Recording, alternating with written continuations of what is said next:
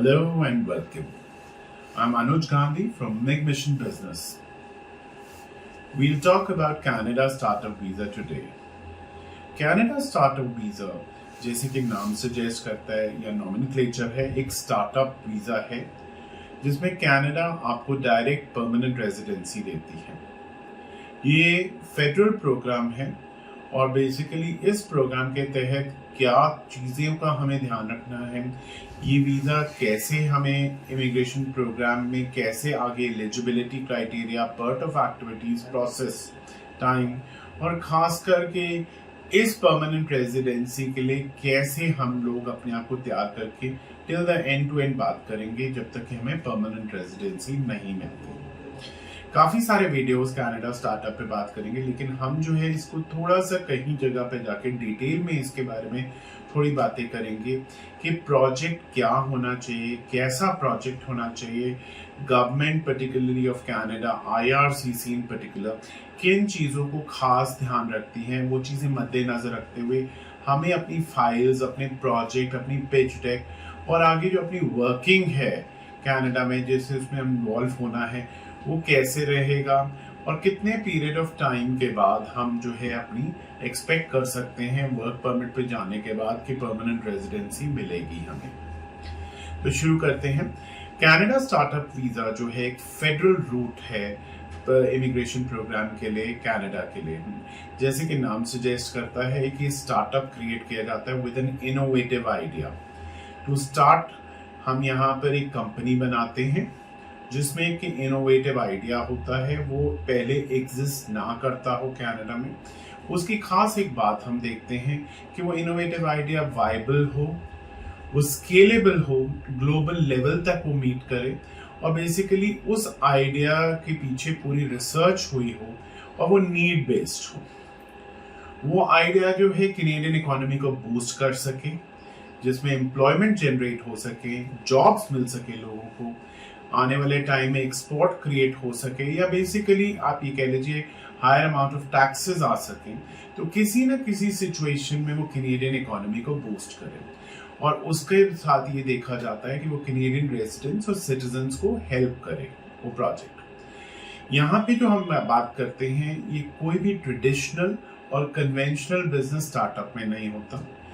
जितने भी प्रोजेक्ट्स आज की डेट में कनाडा स्टार्टअप में आएंगे वो क्योंकि कनाडा का इतना बड़ा लैंड मास है तो उनको अगर हम देखें तो बेसिकली आप एक बेस्ट तरीके से अगर कवर करना चाहें एक डायरेक्शन में या एक जगह से दूसरी छोर से, तो आप देखेंगे कि बेस्ट पार्ट ये है कि वो वर्चुअल कंपनी होती है और वो वर्चुअल कंपनी जो है उसकी बैकिंग इंटरनेट हो, आर्टिफिशियल इंटेलिजेंस हो, रिमोट सेंसिंग हो या बेसिकली रोबोटिक्स हो, या किसी तरह से वो जो है एक वर्चुअली ऑपरेट करेगी एंड उसको जो है उस पर आपका MVP प्रोटोटाइप होता है, उस पर मार्केट प्लेस डेवलप की जाती है, ट्रैफिक आता है। क्रिएट करने के लिए हम जो पहले हैं उसको एक एलिजिबिलिटी क्राइटेरिया पे आ जाते हैं। कनाडा स्टार्टअप के लिए हमारे लिए जो एलिजिबिलिटी क्राइटेरिया है उसमें you have to be high school pass out which is inter और 12th एज इन इंडिया, जो हम यहाँ पे इंडिया में कहते हैं 12th ग्रेड पास आउट। आपका CLB जो लैंग्वेज प्रोफिशिएंसी है CLB 5 होना चाहिए, यानी कि आपके चारों जो मॉड्यूल्स हैं उसमें 5 बैंड्स हों या रीडिंग में बेशक 4.5 हो, but CLB 5। Then you should have a qualifying idea और वो जो है आइडिया आपका अप्रूव होना चाहिए from the designated organization. And finally the settlement funds depending on the size of your family.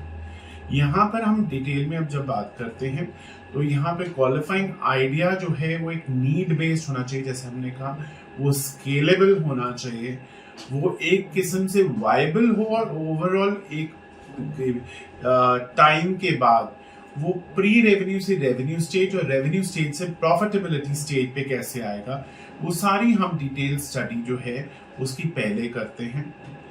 यहाँ पर जो भी आपका बैकग्राउंड, डोमेन एरिया या रोल आपको दिया जाता है पर्टिकुलर प्रोजेक्ट में, वो ध्यान ये रख के दिया जाता है कि वो चीज़ जो है आपने पहले करी हुई है।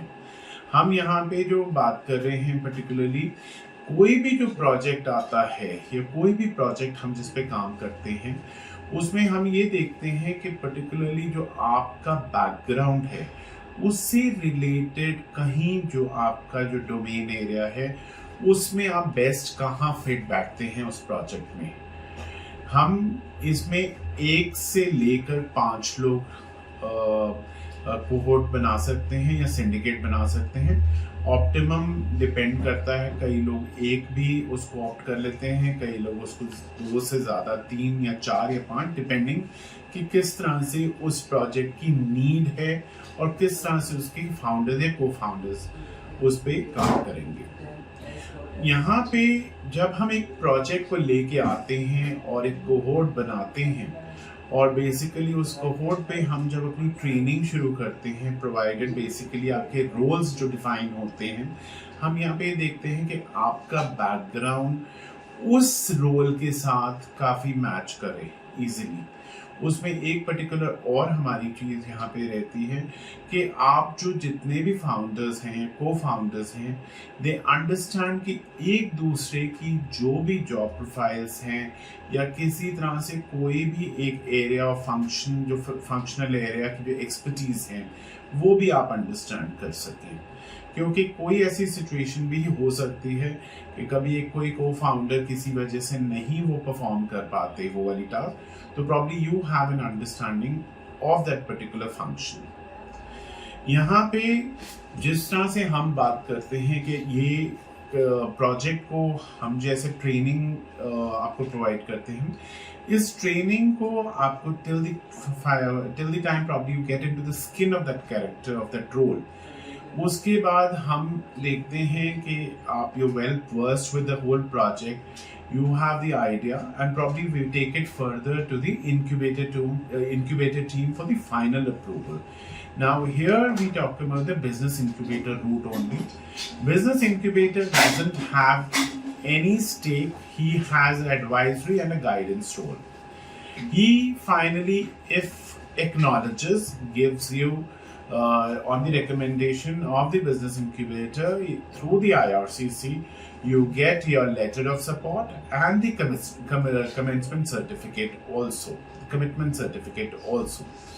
The fact is that the letter of support is the sort of a final document which you get from the incubator for applying for a permanent residency directly for you and your family. No matter whatever functional area you may be from, no matter whatever background you may be from, no matter whatever work you are doing, and no matter whichever part of the world you may be from, you should have a business essence. That is the main requirement to get into the project, along with the eligibility conditions as I have stated before. यहाँ पे जब letter of support आपके पास आता है, depending on the profile, depending on the quantum of the expertise and the work, आपकी equity decided होती है। Majorly अगर आप लोग 4 या 5 लोग हैं तो most of the people divided equally, either 20% each or 25% each if they are 4 people. यहाँ पे as we said that the project is merely in a very detailed form. It talks about how the project would actually be coming from a pre-revenue to a revenue stage and revenue to a profitability stage. उसके सारे parameters और किस तरह से उसमें काम करना है, क्या आपके रोल्स रहेंगे, किस तरह से आपने कनाडा में काम करना है, तो you will be probably guided by the incubator team for working on this. Here we'll talk about when you get the letter of support and the permanent residency is applied along with your family. आपका पहले ही उसमें option होती है whether you're a person of importance, so you will be going there early on an open work permit. Of course, जो basically announce हुआ था last year, वो अभी तक open work permit नहीं दे पा रहे, अभी closed work permit ही चल रहे, but we always say it's an open work permit for 3 years as per the government of Canada. Now here what happens is when इसमें एक खास चीज हमें ध्यान रखनी है कि Canada Startup Visa वो clearly states that the operations of the company should be done in Canada. So once you've applied for the permanent residency takes a longer time. It is taking beyond 18 months. तो उस time में आपने जैसे ही PR file करी, immediately thereafter we file for your work permit, open work permit, which of course takes couple of months. And इसमें जो है जिस तरह से once you get your work permit, you have to get into the operations of starting the business in Canada once you land there. Now a lot of people talk about कि भाई हमें वहाँ जाके इस पे काम करना होगा, ये रियल कंपनी है, ये वर्चुअल कंपनी ही है, या इस पे हमें क्या है कि अगर हम नहीं कर पाए या लॉसेस हो गए या हमें इसमें इन्वेस्टमेंट हो गई. दीज ऑल फैक्ट्स जो फ्रीक्वेंटली आस्क्ड क्वेश्चंस आते ही हैं. तो इसमें मैं आपको दो चार चीज़ें क्लियर कर दूं. Of course this is a genuine company, it has a physical address, there is a charter of the company, जैसे आपको अपनी चीफ एग्जीक्यूटिव ऑफिसर इसमें एक बने हैं, he is a captain of the ship, he has to take the company along with the co-founder. Once you get the letter of support, you have to, I mean even before the letter of support, आप उसमें role में आ ही चुके हैं. You get into the full-fledged role of working in that project actively. आपको engage होना है. You have to involve yourself in the project also virtually, जो भी है. No matter आप अगर कनाडा गए हैं वर्क परमिट पे और अगर आप नहीं भी गए तब भी यहाँ से. And you have to make transactions also. You have to be part of actually building up your company. यहाँ पे if you do not engage yourself या आपकी involvement नहीं होती, probably the IRCC has an option of really not processing your case ahead. अगर वो लगते हैं कि you have been not at all been getting along with the provisions of getting and starting the company operations as it was thought of, कि जैसे आप यहाँ पर आएंगे एंड आप कमिटमेंट देते हैं कि भाई मैं हम कंपनी स्टार्ट करेंगे, अगर नहीं हो रहा तो मुश्किल होती है. IRCC has developed peer review group. आज की डेट में they can call you any time कि आप क्या आपकी परफॉर्मेंस है, कैसी चल रही है company. So these all things would be there. Incubator team would be monitoring you, they'll be guiding you. The incubator support would be there for a whole time. जो भी हमारे केसेस हमारे साथ होते हैं till the end, till they get the PR. Not only incubator but the immigration lawyer support also. यहाँ पर हमें एक खास बात जो बिल्कुल बात जो एक खास बात है वो ये है कि इंक्यूबेटर रूट पे जितने भी लोग अभी जैसे PR फाइल कर रहे हैं या जैसे भी हो रहे हैं, वो अब number of applicants have grown immensely over the last 2-3 years. People had been hearing about going on the starter visa earlier, but उसके बाद अब इतना ज़्यादा उनको अंडरस्टैंडिंग और आइडिया हो गया कि भाई ये जो है एक बेटर आइडिया है, क्योंकि इसकी एडवांटेजेस ही ऐसी हैं जिसमें कि आपका कोई पॉइंट सिस्टम नहीं है, इसमें कोई CRS स्कोर नहीं है, ना ही किसी तरह की कोई एज लिमिट है. There are no lottery, there are no draws, there is no requirement for the educational certificates assessments. And the best part is that it is little more, I would say, better a program in terms of the time when you are actually when you start till the time with the letter of support, and finally from the letter of support to the applying the PR, and applying from the PR again the federal program, and applying the PR to getting the open work permit from your place of from the country of your residence.